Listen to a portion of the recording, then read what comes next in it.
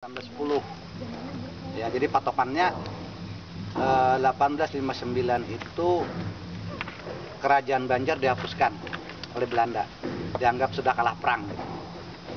Tapi ada juga mengatakan penghapusan 1859 tapi efektif terjadi 1869, jadi 10 tahun kemudian setelah Belanda mengumumkan hapusnya kerajaan Banjar digantikan oleh pemerintah Hindia Belanda gitu. Jadi tunduk pada undang-undang pemerintah Belanda. Tapi ada juga yang mengatakan 1910, 1905 ada, 1910 ada. Patokannya adalah ketika walaupun perang Banjar, kerajaan Banjar hapus ya, 1859 dihapuskan, tetapi perang Banjar itu bergeser ke Hulu Barito sana. Jadi di daerah Menawing namanya. Jadi kalau ke sana itu jauh dan butuh dana besar. Jadi daerah Puruk Cahu sana, mungkin orang Puruk Cahu mungkin ada yang Puruk Cahu mungkin tahu gitu ya, mungkin daerah Menawing ini. Disitulah nanti lanjutan dari Kesultanan Banjar yang dihapuskan tadi. Yang dihapuskan kerajaan Banjar, Kesultanan Banjar yang berpusat di Matapura. Nah, jadi kemudian dia bergeser ke Puruk Cahu tadi. Nah, dalam periode perang Banjar itu terjadi pertempuran di mana-mana. Ya.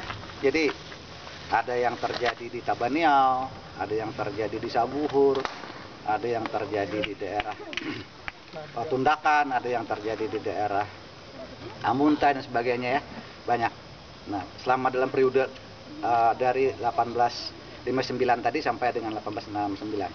Terus dalam pertempuran itu, yang dalam periode perang Banjar itu, rakyat juga banyak mendirikan benteng-benteng pertahanan. Tapi tidak seperti benteng Belanda yang dibangun dengan bangunan yang seperti ala Eropa, ya, dengan bangunan-bangunan beton gitu kan. Nah, karena dia udah punya peradaban modern. Sedangkan yang di Kalimantan Selatan sini dia juga punya benteng, tapi bentengnya benteng alam. Jadi dipilih tempat-tempat yang bisa untuk bertahan gitu. Jadi secara alami daerah itu bisa tempat bertahan. Jadi tidak dibikin gitu. Jadi mencari tempat yang secara alami bisa digunakan untuk sebagai pertahanan.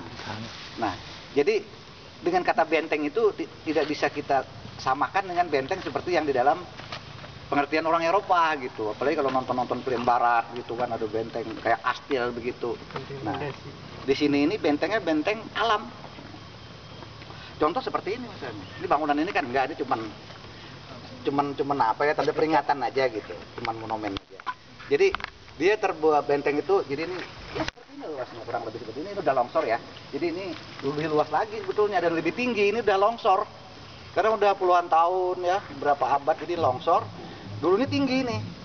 Dulu kayak runcing begitu, kayak runcing tinggi gitu kan. Kemudian tidak sekecil ini. Luas sekali, lebar gitu ya, tapi meruncing. Nah, lalu di sekeliling yang ini, sekelilingnya ini ya di bawah-bawah seperti itu kira-kira seperti itu.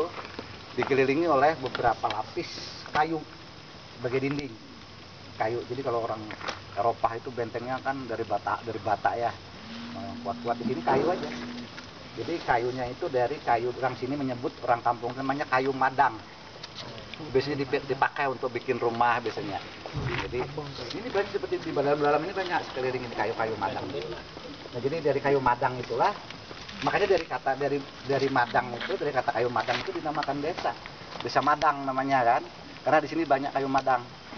Lalu kayu-kayu tadi dipotong dijadikan dinding seputar ini, jadi benteng dari kayu madang. Karena desanya di desa Madang, maka disebut dengan benteng Gunung Madang, karena ini gunung gitu.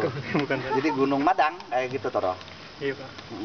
Nah, jadi tapi ini juga punya sejarah yang menarik benteng Gunung Madang ini, karena selama perebutan Belanda untuk untuk menghancurkan benteng ini, untuk menguasai benteng ini, bukan pekerjaan yang mudah. Jadi artinya tidak sederhana, tidak gampang untuk bisa merebut benteng ini. Bukan hanya perlawanan yang luar biasa, jadi tapi juga letaknya memang sangat strategis gitu. Jadi misalnya coba di sini ya, kalau kita udah longsor ya, udah longsor. Jadi yang serendah ini aja kita udah bisa melihat gitu loh, pergerakan-pergerakan di bawah gitu. Nah, sebetulnya yang kita lewati kan situ tadi tuh. Kita lewati. Kita lewati itu yang ada sawah tuh. Itu kan yang ada sawah tuh. Nah, itu yang kita lewati tadi tuh. Itu jalan tuh dari dulu. Jalan yang kita lewati tadi. Yang beberapa abad yang lalu ya itulah jalannya. Nah, jadi kalau dia berada di situ ada menaranya ceritanya. Jadi Belanda itu nggak punya foto ya, tapi ada dokumentasinya pakai lukisan benteng Gunung Madang. Jadi di mana-mana ada benteng, Belanda itu membuat lukisan. Jadi ada juru lukisnya waktu itu di dalam tentara itu. Di dalam lukisannya itu ada menara juga yang bisa memantau ya gerakan-gerakan di bawah. Nah oleh sebab itu ketika ada penyerangan datang itu sudah dapat diketahui lebih dulu dari sini. Ya. Lalu pimpinan di sini ada seorang Temenggung itu ya kira-kira panglima lah gitu ya. Panglima namanya Temenggung Antarudin. Nama itu udah diabadikan menjadi nama jalan, kan ya, nama jembatan, kan ada jembatan Antarudin, ada jalan Antarudin, ada kampung Antarudin, sudah diabadikan. Jadi si Temenggung Antarudin inilah yang memimpin di benteng ini. Dan ketika pertempuran Madang namanya, pertempuran Madang dan Cira Banjar itu disebut dengan pertempuran Madang, memperebutkan benteng ini. Itu banyak tentara Belanda yang gugur. Ya salah satunya juga seorang pimpinan militer yang berpangkat letnan juga gugur di sini gitu, gugur ketika untuk merebut benteng ini. Itu sejarah singkat dari benteng Gunung Madang ini. Ya. Jadi orang mengenalnya lebih dengan sebutan kadang-kadang benteng Temenggung Antarudin, benteng Madang, macam-macam. Jadi ini salah satu saja dari benteng alam yang ada. Ada nanti benteng alam Tundakan namanya di Awayan, desa Tundakan. Itu terbuat dari gua. Jadi bentengnya itu gua gitu. Jadi gua kecil saja. Ya, gua kecil. Jadi tempat tapi di dalamnya lebar. Tempat bersembunyi dan juga perbekalan dan persenjataan yang disimpan. Ini juga begitu. Jadi tempat pejuang, persenjataan ya bambu runcing, kayu runcing kayak gitu kan. Baras ada di sini. Kadang-kadang ya kalau mandai ti wadak ada di sini. Samu amun yang musim ti wadak Pak. Samu ben wak wadi. Nah, jeruk tarap gitu kan, sayur tigaron. Kok kenapa ada dalam hutan? Disimpan di sini. Kayak gitu. Nah. Tapi juga ini ya, ini apa aja kadang-kadang oleh masyarakat di sini diyakini memiliki nilai kegaiban. Kadang-kadang katanya bukit ini, sekarang bukit kan namanya gunung ya. Kadang-kadang nggak kelihatan. Nah, waktu Belanda menyerang juga kadang-kadang benteng ini bisa kelihatan, bisa enggak gitu katanya. Ini walau-walam. Nah, biasanya selalu ada mitos seperti itu ya. Dulu juga tempat ini cukup apa ya? Cukup diyakini memiliki kekuatan mistik gitu. Ada orang bertapa, kadang-kadang di sini dulu itu waktu saya masih anak-anak SD itu. Jadi sering di sini juga dulu, tapi nggak ada. Dulu cuman nggak dipelihara seperti ini, setelah ada arkeologi baru dibuat monumen seperti ini. Ini juga nggak terpelihara.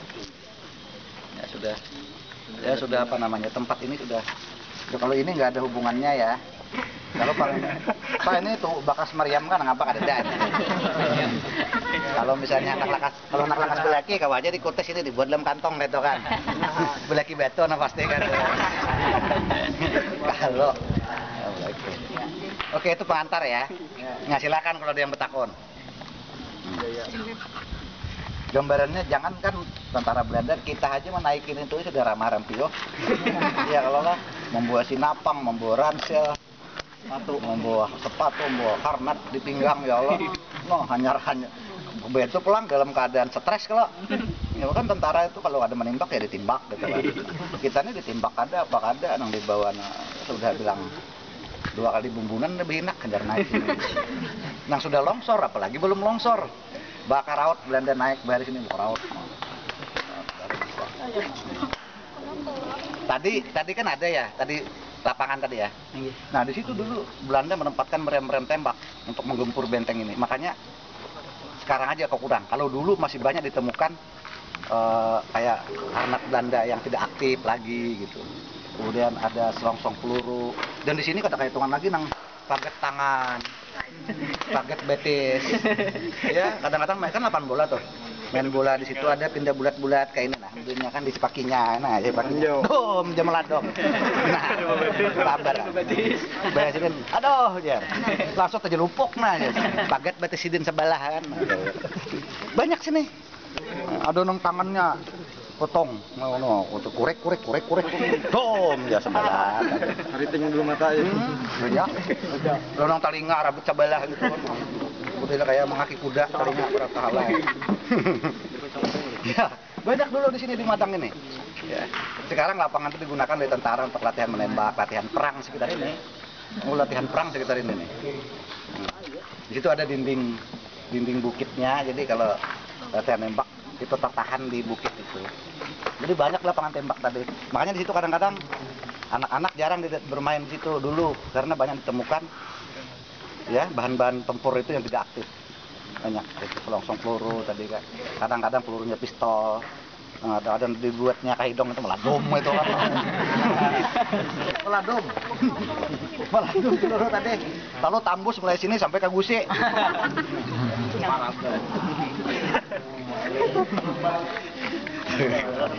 Dan itu wujudan kisah bapak lain dan banyak kejadian sini. Cuma Tuhan sudah hari ini udah nampak kayak tongkat, saya lihat tambah kasbadi spaget tadi. Itu udah boleh di lapangan tembak itu. Boleh. Oke, ada yang betakon nggak? Kalau betakon dilihat aja, nama nanti dilihat di tanggarakan dulu. Kadang ada tugasnya kira-kira orang gambarkan sudah suasana kayak gini. Namanya benteng Madang ini ya. Namun hendak bak ojok-ojok adalah mutan tuh bisa aja pang gitu nah. Cuma beliknya bisa ada ingat gitu kan. Kalau hendak. Oke, udah puas? Udah puas? Belum? Kalau puas kita turun. Ya. Turun sana, nanti kita habis tadi kan sampai di bawah tuh ambil kanan. Naik lagi. Dia mengikuti jalan aspal yang tadi. Enggak ada jalan tanah, aspal aja aspal. Dan cukup teduh gitu. Enggak kayak kemarin di Sumbai panas. Sengaja kita ambil jalur yang sore gitu. Supaya apa? Ya, oke ya kalau gitu ya. Karena ada tata takunan kita lanjut. Nah, mudah-mudahan kita Isya nanti udah ada di sebelah gunung yang tinggi itu.